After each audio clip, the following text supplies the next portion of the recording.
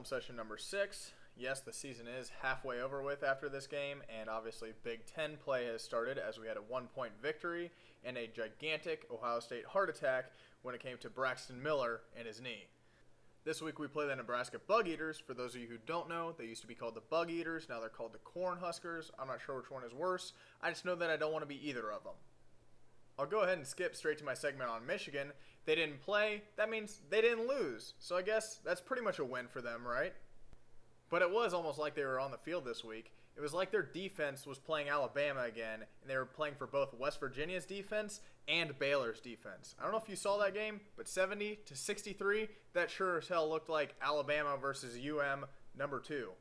But at least they have Purdue this week, which I guess might be a win for them, even though Purdue did lose to Notre Dame by less points than Michigan did. So we'll see how that goes for them.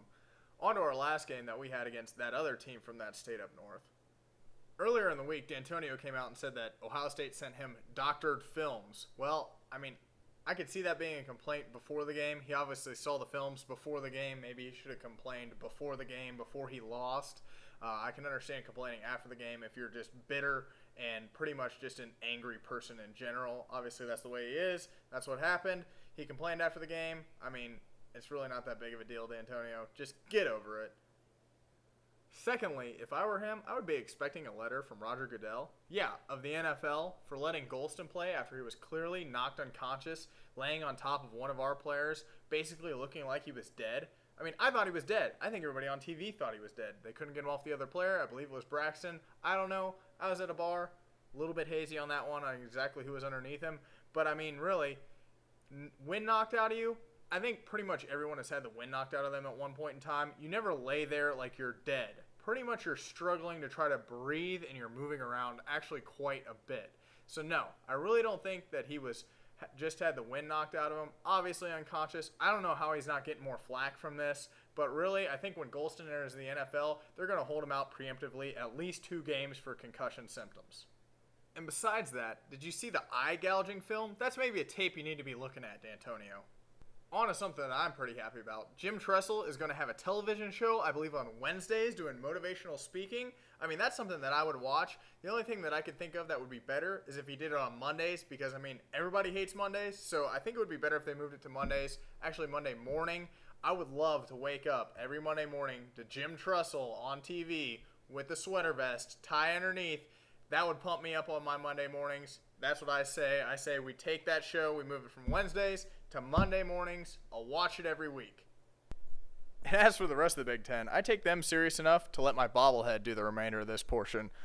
Obviously, we're ranked 12th, Nebraska 21st, so when we beat them, they won't be ranked anymore. Wisconsin, not ranked, playing Illinois, might beat them, might not, might as well be a coin flip. My bobblehead picks Illinois, I pick Wisconsin. Northwestern's ranked 24th, they're playing Penn State. Penn State actually hasn't been playing that bad. So I think that in that game, Penn State beats Northwestern. So who's going to be ranked? Us and who else in the Big Ten? That's the question that needs answered after this weekend. And finally, to the worst thing going on in the Big Ten. Mike McQuarrie, the assistant coach for Penn State, who was a grad assistant during the whole Sandusky Gate thing, however you want to describe it.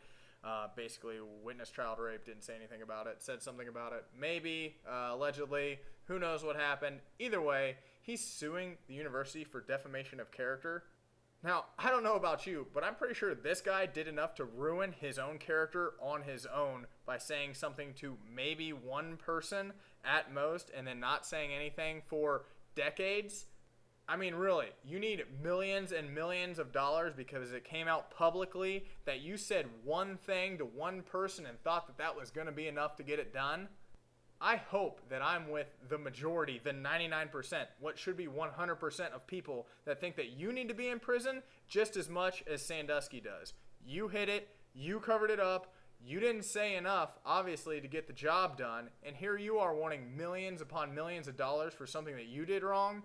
Get over yourself, man. If I were you, I'd walk my ass into prison, handcuffed my own self, and say, I did it wrong, put me in here as well. And if you flip on over to the dark side, I believe the guys from Personally Foul have a very, very good post for Mike McQuarrie. Now this Saturday is a night game, and that means that campus is going to be especially crazy, the bars are going to be especially packed, and the shoe is going to be especially rowdy. with Nebraska finally coming into the shoe after last year, us having to go to their field, their whole 81,000 fan field. Listen, I know that they have the 5 national titles, 3 in the 90s and whatnot, and this big football tradition, but I just have a hard time taking a team seriously whose stadium won't hold our spring game attendance. And I know that Bo Pelini played here. I know he's a Buckeye, once a Buckeye, always a Buckeye, so I don't really make fun of him besides his crazy facial expressions, which Grant did a great post on the dark side yesterday about his yelling tendencies, which is rather hilarious. But, that just kind of comes with the turf, I think, of being a head coach and having your individual ways of motivating people.